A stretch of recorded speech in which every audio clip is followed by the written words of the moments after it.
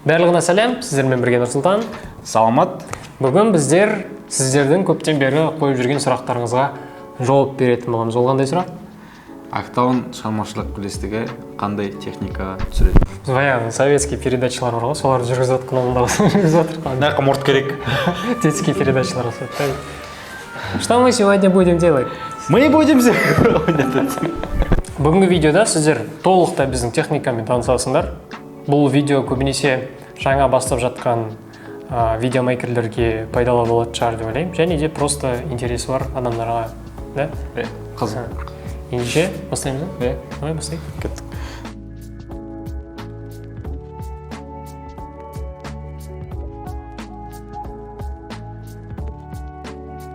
Білесіңдер ма, YouTube-те көп адамдар осындай бір жарықтарды сатып алып бастаған бір кез болды. Осындай светтерге интерес көп болған кез. Осы светтер хайповать етіп жатқан кез болды. Бұл светтер өте жақсы және арзан. Строительный магазинде кәдімгідей 1000 теңгеден ба, 2000 теңгеден. 1000 ба, сондай тұрады. Біз алған кезде 1000 бірден болды есімде әйтеуір. Шнурмен бірге қосқанда. Профессионалды сөмкелерде бұл жарық көзі пайдаланылмайды, өйткені серияй өте төмен. Яғни түстің берілу күші. Жаңа бастап жатқан адамдарға бұл нағыз керек свет, өйткені жеңіл, кез келген жердегі алып кетуге болады, кез келген жерге қосуға болады. Қалағаныңызша тоғын ұзартсаңыз болады, қысқартсаңыз болады, кез келген жерге жабыстырып қойсаңыз болады. В общем, жаңа бастап жатқан адамдарға советуем. Келесі жарық көзі бізде ол қарапайым софтбокс, ондайдың бізде үшеуі бар. Үшеуі бар. Мұны софтбокстың өзі, стойкасы, сосын ішіне пайдаланатын лампочкаларымыз. Бұл софтбокстарды негізі табу өте оңай. OLX-ке кірсеңіз, сол жерде барлық нәрсе тұрады. 10-15 мың деді сол шамаларда тұрады. Көбінесе сұлулық салондарында пайдаланылады. Сол болды. Басқа не айтасың? Оңай табуға болады, қарапайым заттарды пайдаланамыз. Ары қарай кеттік. Бізде келесі жарық көзі ол Young Noah ма? Негізі Young дейміз, Young Noah. Young Noah. Фирмасынан Jedi деп айтамыз біз. Jedi LED жарық көзі. Оның бағасы біз кезінде алдық 50 мың теңгеге. Қазір, в принципе, бағасы жоғалтпаған сияқты. Қазір де сол жоба. Қосып жіберейік. Мынаның тоғы бар, сосын мына жерге батарейка салсаңыз болады. Көріп тұрғандай, мына жерге батарея жалғауға болады. Бай, и қосамыз. Бұл жерде дейтін RGB түстерінің бәрі бар. Жасыл, қызыл, көк.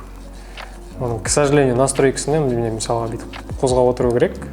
Көкті алып тастайсыңдар, жасыл жанады, қызыл қоссаңыздар сары болады дегендей сияқты. Және де өзіндік теплый және холодный түстер. Болды, все, батарея өліп қалды. Бұл сөмкеден келген, еңбек етіп келген LED-кі жалпы. Көріп тұрғандай температура өзгертуге болады. Яғни теплый цвет қосқыңыз келсе күшейтесіз. Там холодный цвет алып тастау керек болса, мынаны азайтасыз. Көріп тұрғандай. Керемет нәрсе негізі. Бұны еще Джедайка деп атайды.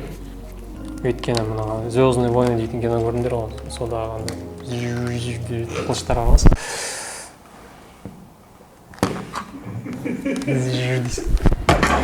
Келесі бізде инвалид штатив. Негізі сау еді келген кезде. Бірақ инвалид болып қалды. Мына жерде темірі болды, сынып қалды. Сосын мына жерде тістері болды. Тоже сынып қалды. Мына жерде. Мына зат айналмайды. Бірақ әлі күнге дейін керемет қызмет етіп келе жатыр. Бұл штатив негізі бағасы 141 мың болды. Сол кездері қазір білмейміз. Штативтер өзіңіз білетіндей фотоштатив және видеоштатив болып бөлінеді. Мынау таза видеоштатив. Біздегі контенттердің көпшілігін осы камераның бәрінен тасып ұстап, поддержка жасап жүрген камераға осы бір штатив. Негізі бұл штативке біз өте қатты ризамыз. Аты Wei-Feng. Лу Кэнг деген сияқты. Неде болса да бір красавчик штатив па еді. Алсаңыздар, өкінбейсіңдер. Неше жылдан бері Актаунға қызмет етіп келе жатыр, оған дейін маған қызмет етті. Неше 4 жыл ма, 4,5 жыл болды. Әлі күнге дейін былай пайдаланыс жағында ешқандай мін жоқ деп айтайық. иә. Наша съемка будет легендарной дейтін андай сондай штативқа, короче. Келесі бізде байкал. Продукт самой популярной компании DJI деп орысша жүргізіп кетсеңдер. DJI Ronin S-тің актуалмен коллаборациясынан алынған деп өтсін де. Ойлашты. Ronin S DJI компаниясының қай жылы шықты бұл? 2018-де. 2018 жылға стабилизаторы. Вообще негізі DJI компаниясының барлық техникасына айтатын мін табу қиын негізі, шынымды айтсам. Өйткені өте сапалы құрылғылар жасайтын, техника жасайтын компания DJI. Егерде стабилизатор алатын болсаңыздар, міндетті түрде тек DJI-ді қарастырыңыздар, мейлі ол дрон болсын, стабилизатор болсын, оларда қазір камералар да бар, түрлі құрылғылар бар.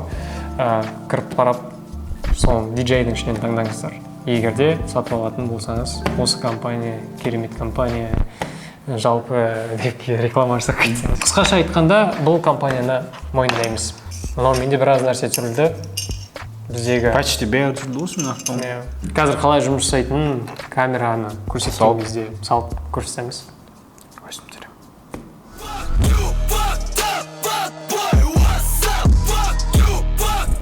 Біздердің Octane толықсыз сөзілдірік жалпы камераға сөйлейтін видеоларымызды көрдіңіз ғой. Көбісі ойлайды, сонша тексті қалай жаттайды бұл адамдар деп. Негізінде біз бұл тексттерді жаттамаймыз.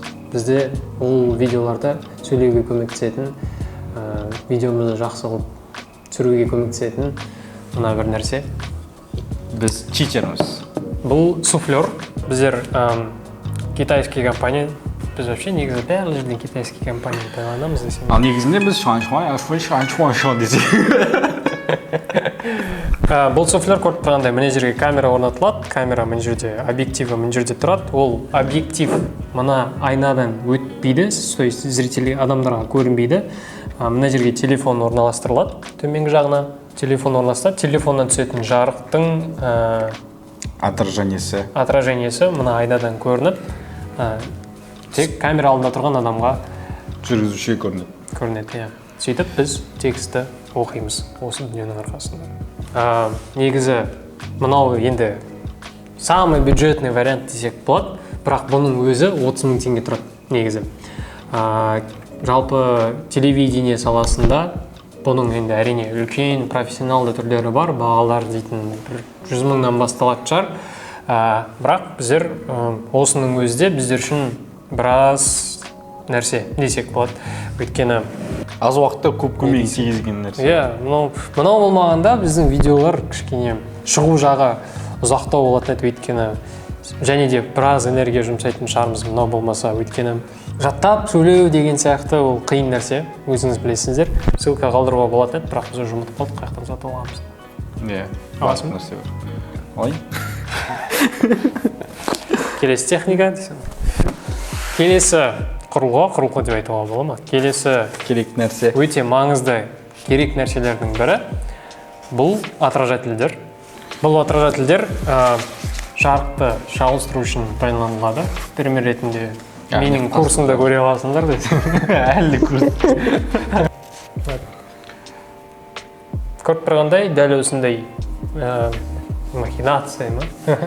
Жарықпен дәл осылай жұмыс жасау үшін осы бір нәрсе, өте керек нәрсе. Егер де бір жарықтан, мысалға біздің случайда бір жақтан жарық түсіп тұр, бірақ мына жеріміз қараңғы, жарық керек болса, осындай отражательді пайдаланып, осындай қаттылық қойып жарық түсіруге болады.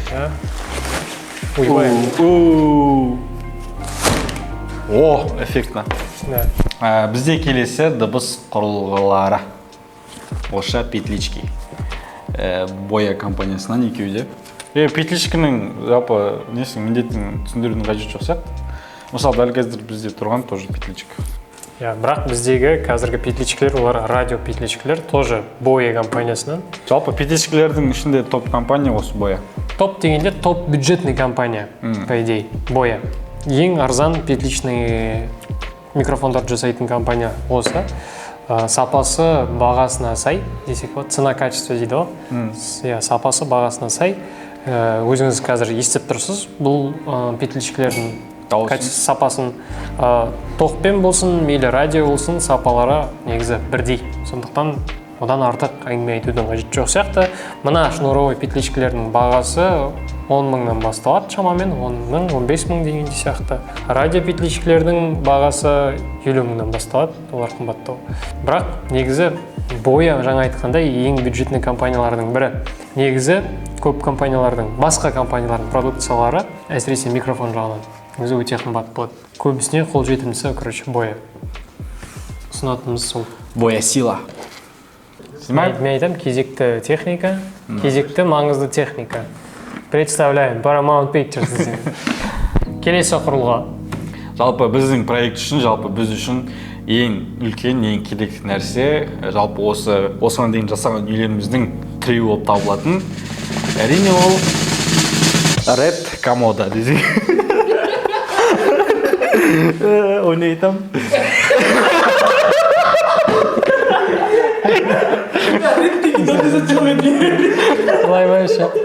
Біз күліп жатырық, ал бұл техника, бұл камера біздегі контенттің барлығын шығарып жүрген осы бір камера. Жалпы проектті бастағалы бері жасап келе жатқан, еңбек етіп келе жатқан біздің нағыз досымыз.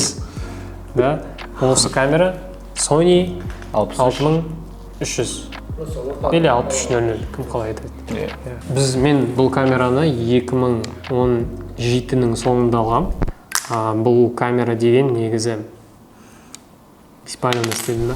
Бұл камера негізі Sony-ның ішіндегі ең популярный флагман Альфа дейтін бар ғой. Солардың категориясына кіретін камера. Жалпы әлем бойынша осы камераларды пайдаланатын блогерлер, видеомейкерлер өте көп. Сапасы өте мықты өз бағасына. Сол кездерде бұның бағасы 380-400-дің айналасында болды. Қазір 500-ге жақындады, қателеспесем. Көріп тұрғандай бұл камерада функциялар көп. Видеоға қатысты профильдеріне енді мін жоқ. Өзің қалағанша настройкілер боласын, істеп аласың. Әрине бұл камерамен салыстырар мықты деген камералар көп. Мысалға Red Komodo десең. Және де тағы бір нәрсе бар, көрсетіп кететін. Бұл iPhone десең. Жоқ. Және де көріп тұрғандай біздегі түсіретін видеолардың барлығы Sony.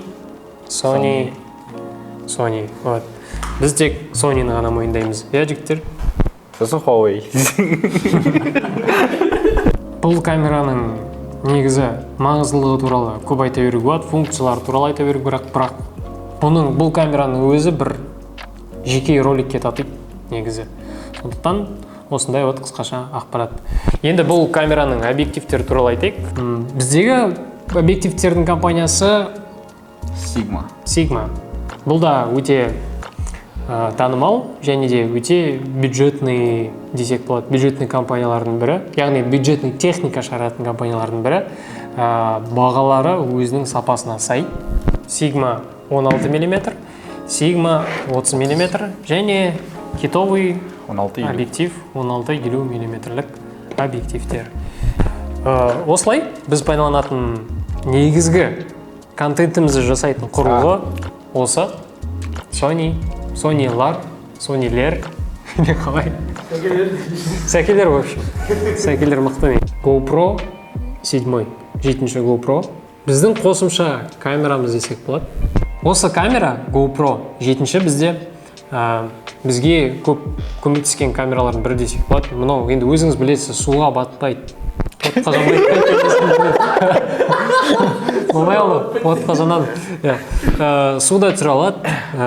Водонепроницаемый. 4К, сенсорный экран, широкоугольная камера, стабилизация. Керемет камера, негізі экшн камералардың ішінде. Енді GoPro он и в Африке GoPro ғой негізі. Неге 7 деген сұрақ туындап жатса? 7 атым бар, 7 итім бар, 7 мылтығым бар, 7 қатыным бар. Номер 7. Қазір 8 бар, 9 бар, 10 шықты да, еще, если не ошибаюсь. 10 шықты, бірақ 7 жалпы барлық GoPro-лардың ішінде көп дұрыс рекомендация жинаған экшн камера болып саналады. Сондықтан біздер вот жетіншісін алғанбыз. Негізі бізде шынайы технообзорлар жасайтын ойымыз бар, ниетіміз бар. Сіздерді түрлі техникалармен таныстырамыз деп ойлаймыз болашақта. Сапалы дүние жасағымыз келеді, бірақ ол үшін сіздің кері байланысыңыз қажет. Бізге төменде пікір қалдырып, неміз дұрыс емес, не қызық емес, қай жер скучно болды, қай жер қызық болды деген сияқты нәрселерді айтсаңыз, біздер болашақта өзіміздің концепциямызды тұрақтандырып аламыз деп ойлаймыз. Сондықтан міндетті түрде пікірлеріңізді қалдырып, ұнаса лайк басып, каналға жазыла кетіңіздер. Билейсің ба, маған айтыңызшы бірдеңе десең. Просто түспеймін келесті. Бердің ғой, өзің қопырадың ғой. Вообще түспеймін келесті. Өзің түсіп